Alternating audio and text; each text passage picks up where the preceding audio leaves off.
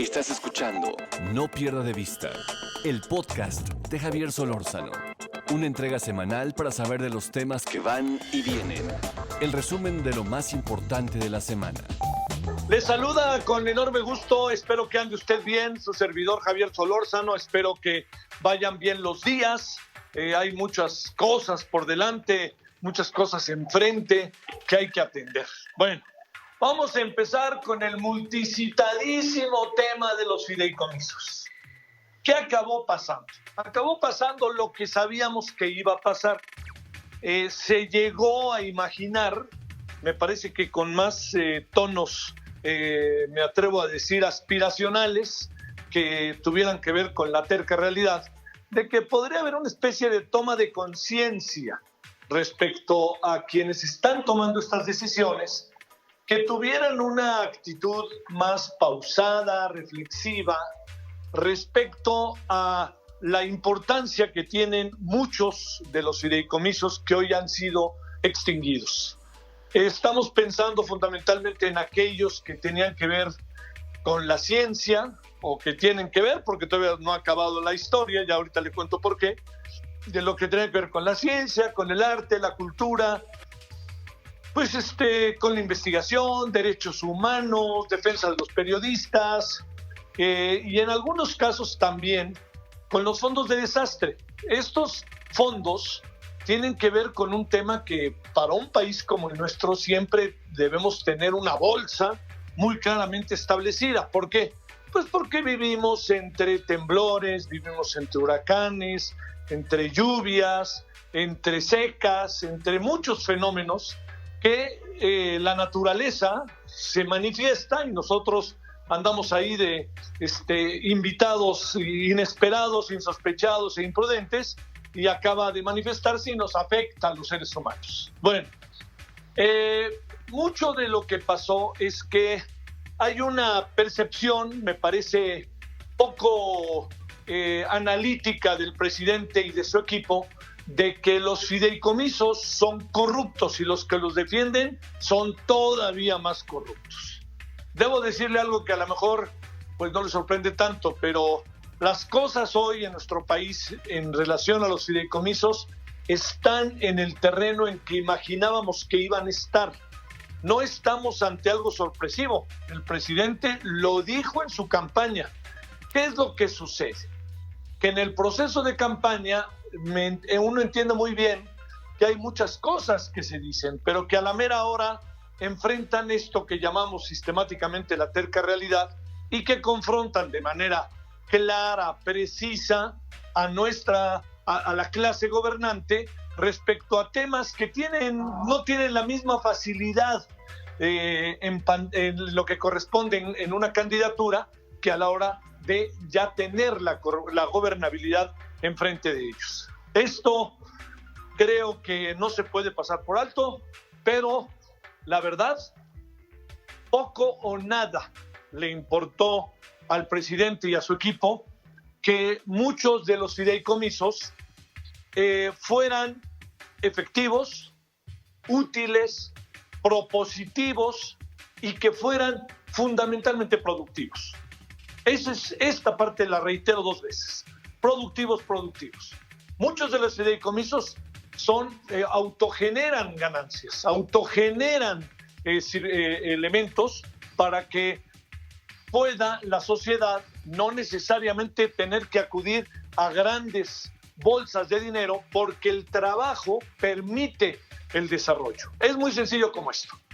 Se hace una película, la película sale de un fideicomiso, pero esa película tiene que regresar lo invertido. Y el dinero ahí está, utilizándose sistemáticamente para nuevos proyectos. ¿Qué quiere decir? Hago una película, la película sale bien, y ese dinero que yo gané, pues se lo devuelvo a la inversión que se dio, y ese dinero otra vez sirve para hacer otra película. No queda muy claro cómo van a ser algunas cosas. Se lo digo con toda sinceridad. Una de las cosas que a mí no me queda clara, en lo más mínimo, es que digan todo el dinero de los fideicomisos se va a ir fundamentalmente a lo que corresponde el sistema de salud. A otras áreas también, No es un dinero que vaya a Hacienda, es un dinero que va al sistema de salud y va seguramente a otras áreas que hoy requieren inversiones o que estamos bien, lo sabemos, con el tema de la pandemia, en una situación particularmente delicada. Bueno, ese dinero que llega ahí al sistema de salud también se parte de que muchos de los fideicomisos tienen el dinero muerto. Es que son dineros, también le recuerdo que en los fideicomisos esos dineros van y vienen. A veces no se usan, a veces se usan, a veces no se usan, a veces se usan. Entonces el presidente dice, no, todo venga para acá, porque además hay una obsesión por el dinero, porque es evidente que con los proyectos que tiene el presidente, si algo quiere es él tener el dinero. No le gustan mucho las inversiones privadas, no le gustan mucho las inversiones extranjeras. Iberdrola nos acaba de mandar ahí un mensaje que dice, oigan, si no quieren que invirtamos, no invertimos. Pero pues si no, las reglas no son claras, no le vamos a entrar. Y esta es una firma española importante, pues al igual que muchas otras, se genera un cierto nivel para que usted y yo nos podamos entender de desconfianza. Entonces, volvamos. Si el dinero que se va a utilizar de los fideicomisos va al sistema de salud y va a todos los otros sistemas, es comprensible en la medida en que tenemos grandes rezagos sociales y tenemos problemas profundamente delicados y serios con el tema de la pandemia. Punto. De manera paralela, la Secretaría de Hacienda y el propio presidente dicen, oigan, no se preocupen ni tantito. Todo ese dinero que están ustedes, que tenían para hacer las cosas, van a seguir teniéndolo. Se los vamos a dar. La gran pregunta es, ¿de dónde va a salir ese dinero? Porque el dinero que se tenía para estas actividades era vía los fideicomisos. Los fideicomisos se quedan sin dinero. Entonces, ¿de dónde va a salir el dinero para seguir investigación científica, películas, arte, cultura, derechos humanos, defensa de los periodistas, fondo de desastres? ¿De dónde? O sea, ¿de dónde va a sacar dinero del gobierno? Si el dinero del gobierno ya se le acabó hasta el guardadito. Así lo dijo el propio presidente. Entonces, dicho de otra manera, ahí es un galimatías. A mí no me queda claro realmente por dónde vaya a surgir esta alternativa. Menciono un dato para cerrar con este tema, que yo creo que es relevante considerar. Mire, yo creo que su servidor no tiene duda de que este país necesitaba un gobierno diferente. Un gobierno que no fuera PRIAN, como bien define el presidente a lo que soy oposición, menguada, por cierto. Pero el asunto está en que se espera también una gobernabilidad diferente. Uno entiende bien que mucho de lo que hoy se está cumpliendo a través de las políticas públicas que instrumenta el gobierno tienen que ver con un conjunto de promesas que se lanzaron en campaña, y esas promesas seguramente agitaron la posibilidad de ver algo diferente, y es lo que motivó a por lo menos 30 millones de electores. Entonces, el presidente, ¿qué está haciendo? Gobernando para lo que prometió. Está instrumentando lo que prometió, está instrumentando lo que le dio el voto. Sin embargo, aquí viene un terreno de enorme subjetividad y un terreno que requiere de una amplitud de miras. ¿Qué significa? Que si yo hoy, en este momento, estoy viendo que prometí una serie de cosas, pero me estoy dando cuenta que al aplicar esas promesas no es necesariamente el mejor camino, lo que acaba pasando es simple y sencillamente que entramos en un camino sin regreso, entramos en un toma y daca, en una especie de forceps en donde ni para atrás ni para adelante, y ahora lo hacemos, porque además yo lo digo. Y eso es lo que al gobierno le está faltando, entender el momento que vive. Y entender el momento que vive hoy, fíjense lo que son las cosas, es muy distinto al de la campaña de 2018. Ahí le va, bajaron los precios del petróleo, hay una crisis económica evidente, incluso antes de la pandemia, se agudiza con la pandemia y hay pandemia. Y eso, perdóneme, pero no se puede por ningún motivo perder de vista. ¿Cuál es el futuro? Incierto. ¿Qué pasará con todas estas áreas, científica, artística, cultural, derechos humanos, periodistas, fondo de desastres? Es inquietante, no me queda claro qué va a pasar. Y cerraría contándole lo siguiente. Ante lo que estamos hoy, es también ante un escenario que no se puede perder de vista, que el dinero tarde que temprano se le puede acabar terminando al gobierno. Porque muchos de los programas de gobierno requieren de dinero para entregar en sus políticas públicas de carácter social a jóvenes, tercera edad, madres solteras, toda una serie de cosas que a mí me parecen por principio fundamentales para la gobernabilidad de un país. Pero la clave del asunto está en cómo hacerlo. Y ahí creo que estamos medio atrapados, ¿no? Atrapados porque además hay otro fenómeno. Al tiempo que hoy se tiene que reconocer que hay una concentración política en el presidente, todos los días a través del escudo se hace valer, distinguir, señalar, criticar, fustigar al presidente. Ese escudo se llama la mañanera, así le dice el presidente el escudo. Al mismo tiempo que está eso, ahora empieza a darse otro fenómeno, y es el fenómeno de una concentración de poder económico cada vez mayor en función de dónde el presidente jala dinero para él hablo no personal, sino para los proyectos que él pretende instrumentar. ¿Podríamos caminar con rumbo al país de un hombre solo, de un único hombre, de un hombre que va a determinar con la mano en la cintura nuestro futuro, nuestra circunstancia, como diría Ortega y Gasset? No lo sé, pero sí le diría algo. Es evidente que la concentración del poder que hoy tiene este país asemeja la concentración del poder que tuvimos en los 70, en los 60, Luis Echeverría, Gustavo Díaz Ordaz, Adolfo López Mateos, en menor medida porque las circunstancias lo atajaron, José López Portillo, Miguel de la Madrid, y en donde a partir de Carlos Salinas de Gortari, a pesar de que eran hombres poderosos, las circunstancias los obligaron a tener que entrar en una dinámica diferente de la que ellos quizás hubieran querido estar. Y mire, con todo y que entraron en dinámicas diferentes, vale la pena revisar cómo acabó de la Madrid, cómo acabó Salinas, cómo acabó Zedillo, cómo acabó Fox, cómo acabó Echeverría, cómo acabó Felipe Calderón y cómo acabó el señor Enrique Peña Nieto. ¿Ves? Lo que quiero decir con esto es que si la democracia no se construye colectivamente, si el discurso no es colectivo, si la verdad no es colectiva, no hay manera de que podamos salir de las circunstancias bajo las que vivimos. Y en ese sentido, yo le diría, lo que hoy estamos teniendo con el presidente Andrés Manuel López Obrador es una inquietante concentración de poder que surge la inquietud de que sea un hacernos para atrás en el tiempo. Y hacernos para atrás en el tiempo, algunas cosas son muy buenas. Y cuando hablo para atrás en el tiempo, obviamente no hablo del liberalismo. Estoy pensando en mucho de lo que repite a menudo el presidente de los 60, los 70, y estar en ese pasado, no en el paso del neoliberalismo a partir de López Portillo o del propio Miguel de la Madrid. Pero lo que sí es que ese ir para atrás es inquietante, porque es ir para atrás en la economía, pero también en lo social. Un Estado concentrador del poder, un sector privado hecho un lado y señalado. Y yo le diría, hacer generalizaciones no tiene sentido. O sea, pensar que todo el pasado está fregado, ¿no? Digamos, hablando de lo reciente. Pero hay cosas de este país que son brillantes, que tienen que ver con hombres y mujeres, no necesariamente con gobiernos. Y entonces, ¿qué es lo que sucede? Que al acabar con los fideicomisos, se está acabando con trabajos productivos, útiles, virtuosos, comprometidos, de una enorme sensibilidad y valor que han hecho mexicanas y mexicanos. En eso estamos, y le diría, muchas reflexiones con cita del fin de los fideicomisos, y le agregaría uno más.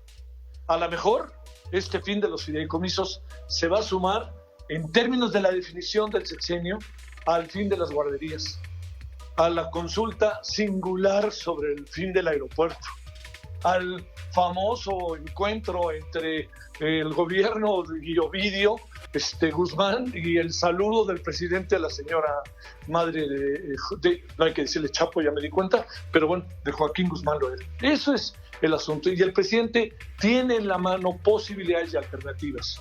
Yo no es que confíe, pero espero nada más que esto de los fideicomisos entre en una etapa distinta realmente. Lo que pasa es que no encuentro cómo, no encuentro de dónde va a salir el dinero, no encuentro de dónde va a lograr conciliar el presidente a un conjunto de ciudadanos no importa que numéricamente sean muchos o pocos, sino más bien es lo que pesan e influyen en la sociedad, que hoy se encuentran materialmente molestos, dolidos, incluso confundidos con una alternativa que se imaginó en el 2018 y, como usted recordará, muchos de esos científicos, de personas de derechos humanos, artistas del cine, pues algo que hicieron fue apoyar a López Obrador y hoy se sienten, pues no sé si la palabra sería traicionados, pero sienten que están echando para atrás muchos de los motivos por los cuales votaron por él, que tenía que ver con alternativa política, social, económica y con alternativa a mundos como el de la cultura, el arte, la ciencia, la investigación científica, etc. Ahí dejemos un asunto que hace un momento le decía, no está concluido porque vienen muchos amparos. Entonces vamos a ver qué acaban diciendo los jueces y no vaya a ser que en una de esas la Corte, pero la Corte hoy se ve tan entregada que por ahí más vale la pena no llegar. Más bien hay que buscar llegar a los amparos y que ahí sean los jueces los que pudieran determinar algo. Pero el terreno es todavía largo, aunque ya se ve definido, todavía no está del todo materializado. Bueno, vamos con el segundo asunto. ¿Usted cree que por los resultados de las elecciones en Hidalgo y en Coahuila el PRI está de regreso? Pues déjame decirle que yo creo que no.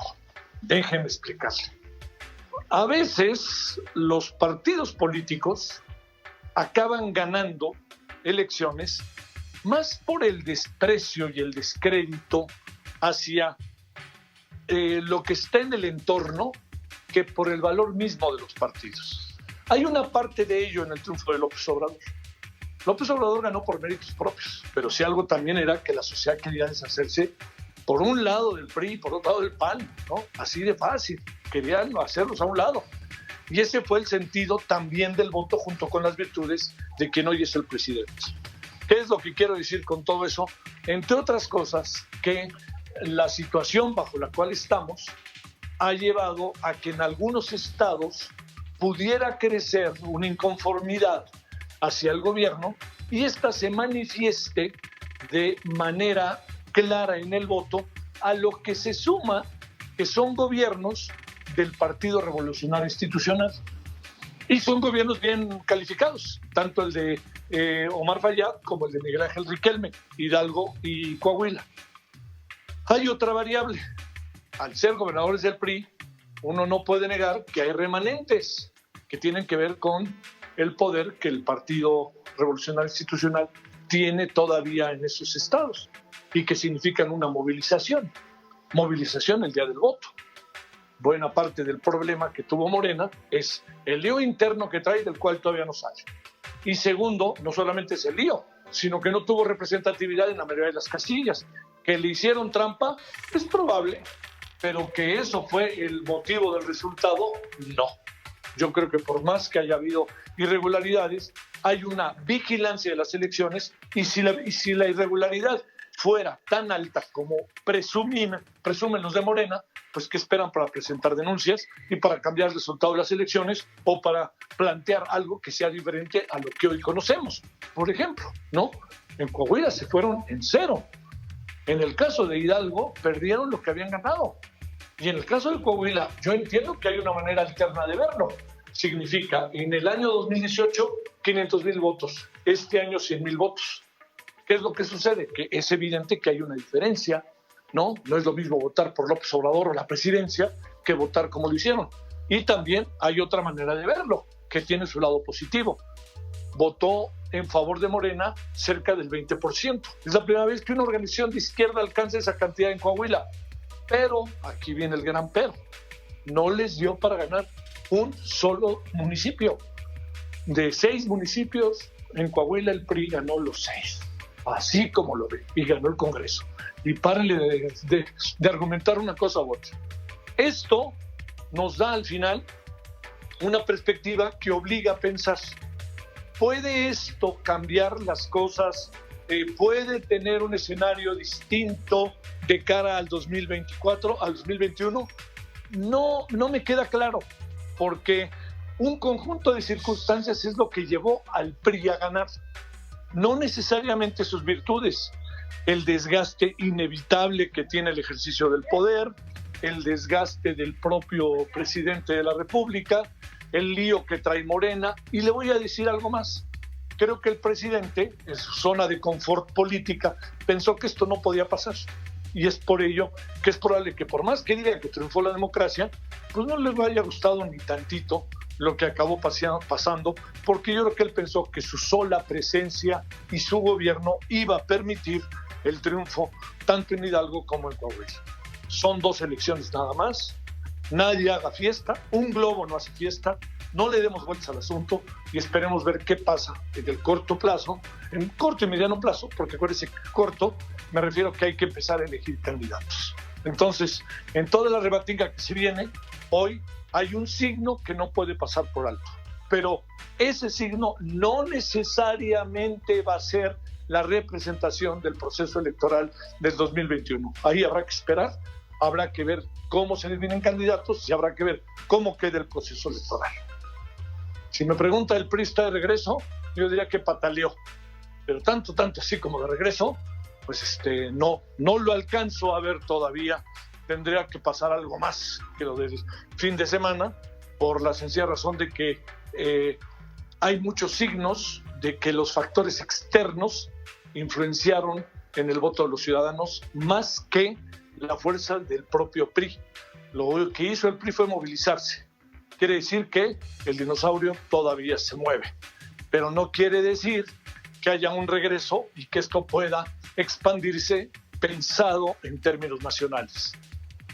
Vamos a cerrar con lo que ya sabe, supongo, el COVID y todo lo que está sucediendo. Bueno, las cosas siguen agudizándose porque hay signos de que se ha intensificado de nuevo el contagio. Me parece que el gobierno no alcanza a entender, si tienen a los científicos de los que tanto presume el presidente, cómo se meten en una rebatinga de rebote y rebrote. A ver, tratemos de explicar. Rebrote surge cuando uno tiene el control del virus. Rebrote significa que yo ya lo controlé y vuelve a brotar, vuelve a aparecer. Rebote es que esté el virus y el virus rebota porque empiezan a haber nuevos casos, pero el virus seguía presente, por eso rebota. Rebrote significa el fin y el inicio. Rebote significa aquí está y vuelve a crecer. Estamos en el rebote. Aquí nadie ha controlado el virus y no le demos de vueltas. Segundo asunto. El tema también vale la pena considerarlo porque hay una parte ciudadana que amerita una revisión muy clara y detallada. Tenemos que vernos en el espejo, tenemos que vernos a nosotros mismos. Nadie puede dudar el hartazgo, nadie puede dudar no solamente el hartazgo, sino también que uno dice ya, párenle con esto. Nadie puede dudar también de que uno tiene que trabajar, uno tiene que ganar dinero para poder vivir. Pero esto puede costar caro y puede esta relajación, no en estos casos a los que me refiero, sino relajación de la vida social, puede generar problemas. Hay mucha información de que se hacen otra vez fiestas y que a partir de estas fiestas resulta que aparecen muchas cosas que pueden ser contagios, todo esto, las cuales en algunos casos me parece que no son noticias falsas, no tengo elementos para confirmarlo, pero en otros casos sí está confirmado, que obligan a que los ciudadanos nos veamos de nuevo a nosotros mismos y pasemos por un proceso en verdad de lo más que podamos quedarnos en casa. Yo creo que o quedarnos encerrados o busquemos la mejor manera, si salimos, tener todos los elementos a la mano para tratar de tener cuidado y para evitarnos, ¿no? Y evitarnos a como dé lugar lo que pudiera pasar y sobre todo evitar el contacto y sobre todo recordar el cubrebocas, aunque no le gusten a algunos, y la sana distancia. Esos son los elementos. Mire, lo que anda pasando en Europa es digno de atenderse. Francia, París, Toulouse, Montpellier y varias ciudades han tenido que entrar en toque de queda. Madrid está en el debate si sí o no este fin de semana que viene entra o no en el toque de queda. Londres anda en un lío. Alemania anda en otro lío. El lío de Alemania está un poquito más controlado. Y ya sabe, Estados Unidos está en un problema mayúsculo porque crece y crece el número de contagios y caramba, crecen y crecen el número de personas fallecidas. Es muy probable que en México lleguemos muy pronto a la cifra de 100,000 personas muertas. Podrán decir, mire, si consideramos el Producto Interno Bruto más la hipotenusa y si sumamos el número que usted pensó, no estamos tan fregados como otros países. Piense lo que quiera.